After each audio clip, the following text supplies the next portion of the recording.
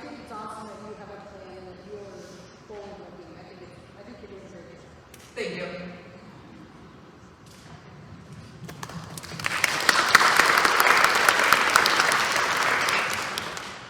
All right, so the kindness of judges, the usefulness of constructive feedback for speech competition. So a little bit about me and where I'm coming from. I've competed in high school speech. I started judging right after I graduated from high school, all through college up until now. I became a certified judge finally about 7 or 8 years ago. And my career is in higher education. I work in admissions at UNK. I actually worked with the King's Visit program for over a decade, so I really worked on them being public speakers because that's what they are. And unfortunately for them, or fortunately enough, they got to hear a lot of critiques. And I kind of gave them these sort of structures when it came to public speaking.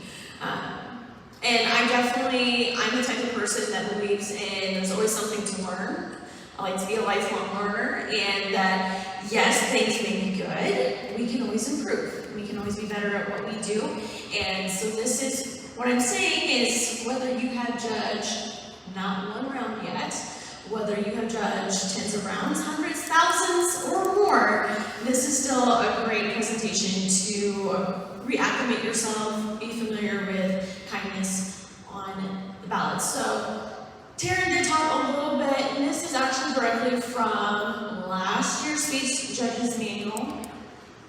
Just exactly what she was hitting on, the educational component and aspect of that. And to let you know what we're going to be talking about today, what makes it important, how do we do that, and then ongoing, what can we do in the future to improve ourselves and help educate ourselves with the resources that are available.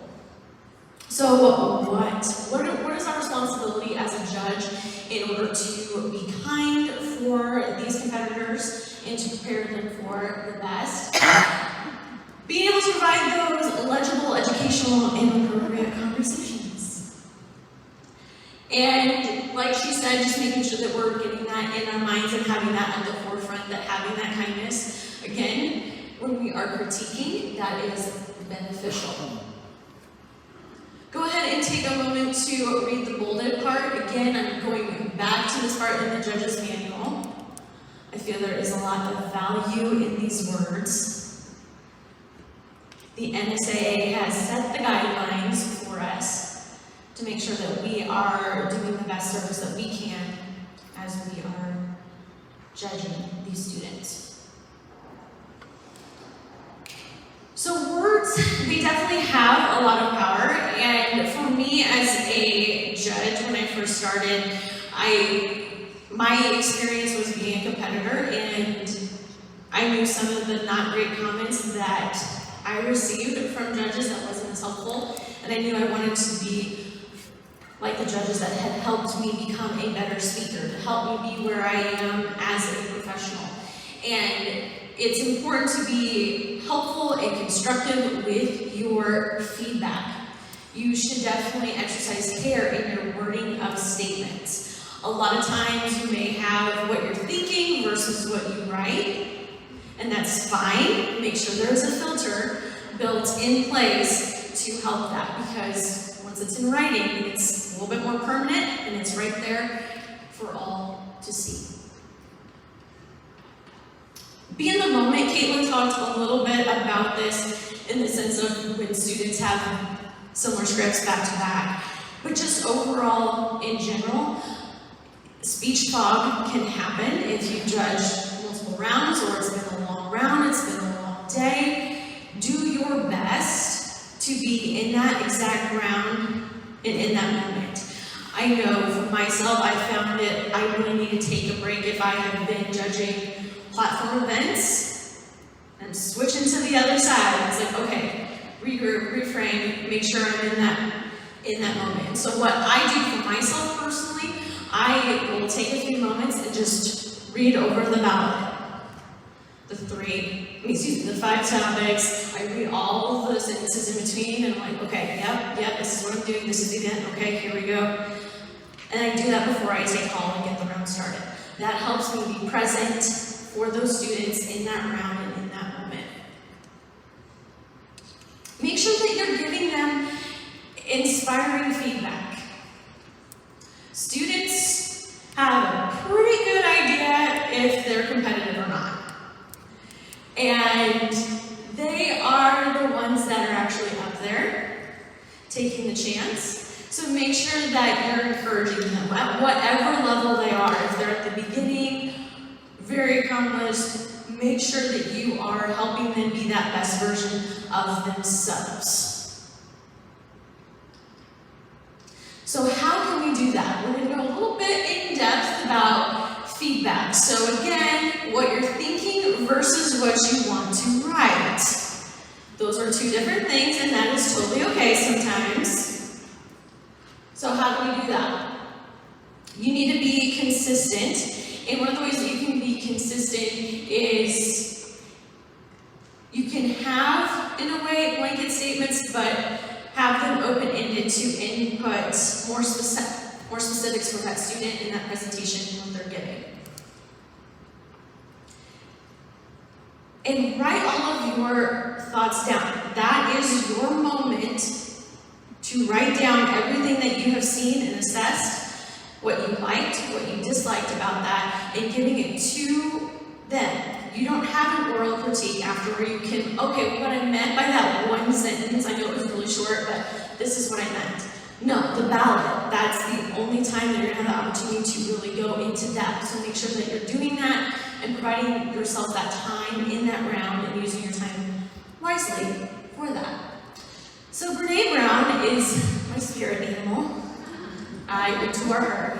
And when I was supervising the tour guide program, I picked up one of the things that she talks about is 2 strengths and 1 opportunity. So strengths are you're focusing on the positive, things that they're doing well, things that they're doing great. Opportunity is on the flip side, something that they can improve, what they can do better. And it's really all about using the semantics for that. So as you are writing your ballots, make sure you are writing about those strengths. You are specific about those. This is your time to give that shout out to a student specifically of what you like, what they're doing in that presentation.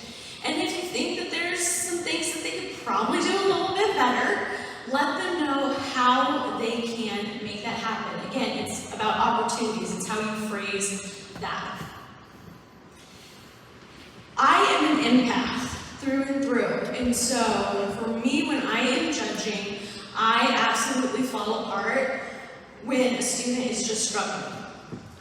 They're out there, they're trying to give it their best, but it's not going well, and it's just like, please, please, please, you got this, it's okay, it's okay. And so one of my go-to phrases that I will write on my ballots is believe in yourself and in your abilities, you got this. And yes, I do write smiley faces. I write smiley faces on a lot of ballots. You're welcome. And so really, why I do that, I want those students to know, like, I get it. You are here. You're up there. You are presenting. That took a lot. And they probably might be disheartened because they saw someone else who was way more polished that they're like, oh great, then I have to go after that. I want them to know I still see them. I appreciate them for what they did. And I want them to keep going because being in speech is such a wonderful experience. It helps you as a person, as an individual. It helps you grow so much. And I don't want them to just get so discouraged that they leave it. So that's why that's usually one of my go-tos. I want to encourage them. So we're going to give some examples, things that you shouldn't write and how you can rephrase that. So let's say the ballot is blank. Literally nothing written on it, except obviously the points and the ranking. What should you do instead? You can use phrases, again, kind of like a blanket statement, but fill in the blank. I like how you use your energy, grab our attention at the very beginning in your intro, both verbally and non-verbally. Perhaps in your intro, you could try turning up your volume a little bit more, really get our attention. Stay a little closer to the audience, etc. Now we've been talking about students be the best. But what about those students who are like thriving and are really good at what they do? If you don't write a lot, that's still not helpful. Good, great. Cool, cool, cool. What does that mean? So what you can do, it took a lot of imagination to create that character. You can tell that you're very passionate about this topic by your delivery style. Be specific. Memorize. That's it, just memorize. I like to explain to them all the benefits of memorizing. And I am saying this as a former speech competitor that really hated memorizing and left it to the very last minute. And Mr. Jensen was always not happy with me. It's fine. We had a rule, like, what was it, the third meet? And that was not, oh yeah, the second meet. That got me to compete. It wasn't your second meet you competed. You had to have it memorized. No book, no note card, nothing. But I was like, it's fine. I don't need to memorize. It's great. Well, no. You are a better speaker because of these reasons when you have it memorized. Be specific. Your visual aids are terrible. I don't like your visual aids. Yeah, and I'm like, make sure your visual aids enhance your speech rather than take away from it. Because I mentioned that, what was the topic of our last presentation? Is it on the ballot? Is it on the ballot? Yeah. So it's all about the learning. Be intentional. I don't understand your thesis. I don't get it. Could you work to clarify your thesis? And if you are good at writing a thesis, I am not, maybe you can give them some examples of maybe try this formula or that formula and plug in their topic. You can give them specific suggestions. That wasn't funny. I didn't find the humor. Keep working on the delivery of the punchline. Build up to it both verbally. So your movement, your gestures, your facial expressions, and non-verbally. Your tone, your tempo, your volume. I myself always like to talk about verbal and non-verbally, but then I remember they're also high school students, and I may need to give them examples of what verbally and non-verbally mean. I also studied communications in college, so that just is natural to me. But again, they're high school students. I gotta make sure that I'm giving them examples and being specific. Your citations need to be done like, okay, so there's not one right way to give your citations. It's 2023, we're making changes, and it's totally okay. You can tell them, watch out for abbreviations, so not to confuse the audience. Be careful in your wording. Words matter. I have no clue what your character said. Hard to understand. Keep developing your character for believability, especially verbally, their tone, volume, etc. We had talked about yesterday when there are students that maybe they're from another country, they have a different accent. We need to be aware and very sensitive about those kinds of things. So again, it's all about the student and their character and their presentation of that character. Making sure you're helping them with that. Annoying page turns. I know, you feel it, you get it. Not too sure if the page turn is extremely necessary, as the dramatics sort of took me out of the piece and it broke your character.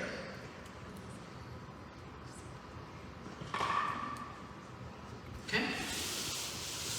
No blocking. Stop standing in the line. Actually heard this today. Have you considered adding movement, especially in, I am also a very visual person, so when it comes to judging OIDs, I will draw pictures and arrows and lines. I have way too much fun with that. So feel free, be creative. Visuals are okay, those are helpful. You need to use on-stage focus. You need to use off-stage focus. Okay, well, as you use whatever focus you want to use, make sure that they're all comfortable in it. A lot of times at the beginning of the season, the students may not fully understand what they should be doing. It might be their first meet, working together. Talk them through that and help them understand. Do not attack for whatever focus they decide to use within their piece. I don't like your matching outfits. It's too distracting. Do not comment about their outfits. We literally just talked about that. Is it on the ballot? No. Correct. Just don't talk about it. When, for instance, I'm in OAD, I also try, not only do I do the group, I try to do the individuals. And so then that challenges me to be a little bit more aware of their characters. And so I can't describe them by whatever outfit they're wearing, but I can use descriptors of like their character. This piece is overdone. I've seen it too much. Also a comment that we haven't talked about tonight. Interesting take on this script. Make sure you bring this to life for your audience by, and focus on whatever their strength is on that you've seen them thus far make. See you at state!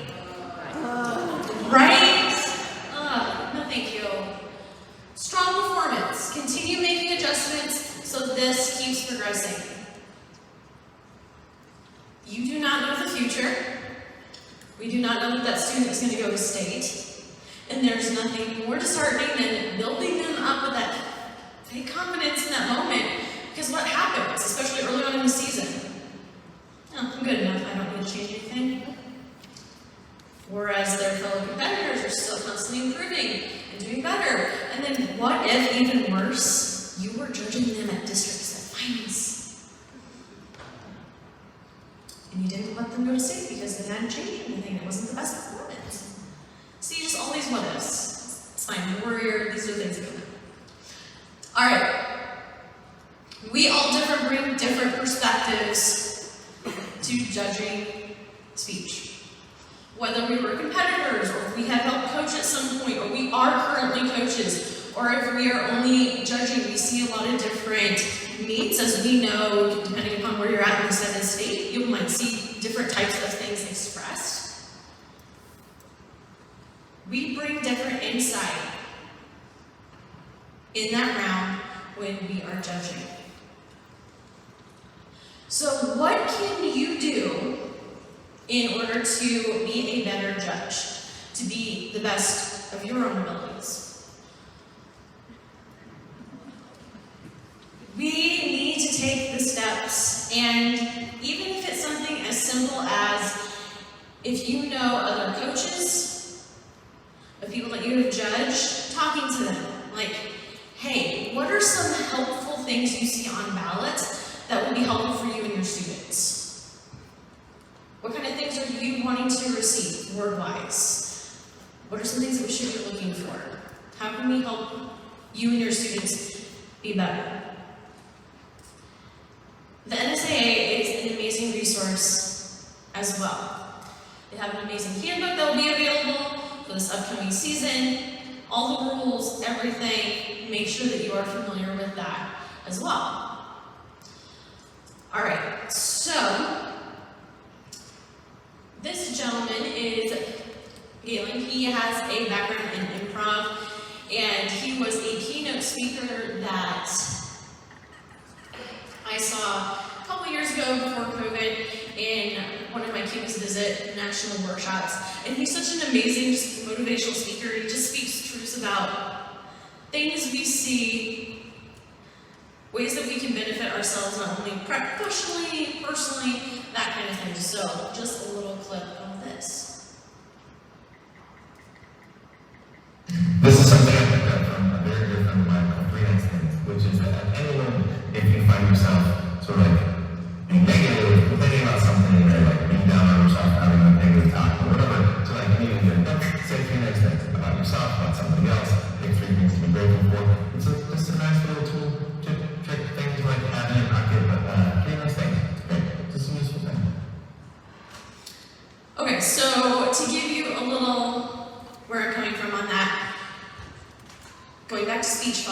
Going back to maybe you're not having the best day. It's cold, you're miserable, you have car problems on the way, you judge the worst round because you hate that event, and just everything's the worst. Do not let that negativity show through on your judging for those students in that moment. That's not fair.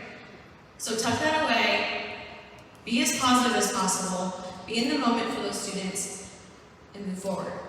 All right, go ahead and get out your phones, or if you have computers, you got that website at the bottom. I want you all to know a wonderful resource, more specifically about bias training. As we have talked about, we all have bias. And implicit bias means it's not intentional, yet it's there. And I actually attended this workshop a few years ago, and they talked about this, and I took it, and I was like, oh goodness, this is great, this is eye-opening. And in fact, I take it every single year right before speech season. Because I need to see where I'm at, to see what I need to be aware of, what strikes me, and how I can counter that when I am judging. The code doesn't work. I am so sorry. You just search implicit bias. Sure, but Website is there. Implicit bias, it is free. Free is affordable. Free is in the budget. And so, essentially, you will take this training, you'll have a certificate afterwards once you complete it. But again, it's really good to have that self-awareness when you walk into whatever round it may be about yourself. So I encourage you all to take that. You can do that now, you can do that before the season starts, during the season. I highly encourage it. There's also other resources available in other courses. You can look into those as well, but I definitely recommend the implicit bias training. And if you missed the website, these slides will be distributed later so you can catch that later on. So don't panic if you missed that. Yes. Thank you, Caitlin. Thank you. Don't worry. They'll be available to you. All in all, be kind. We got this. We can do great things. We are helping move the wonderful world of speech forward, and we are all on the same team. We can support one another, and it's important that when we are writing these ballots, we are giving the best versions of ourselves. We are supporting these students. We are writing with kindness, and we are very intentional and specific about what we say, because it does affect them. Words do matter. So, you got this, friends. All right, up next we are going to learn about Hawaii.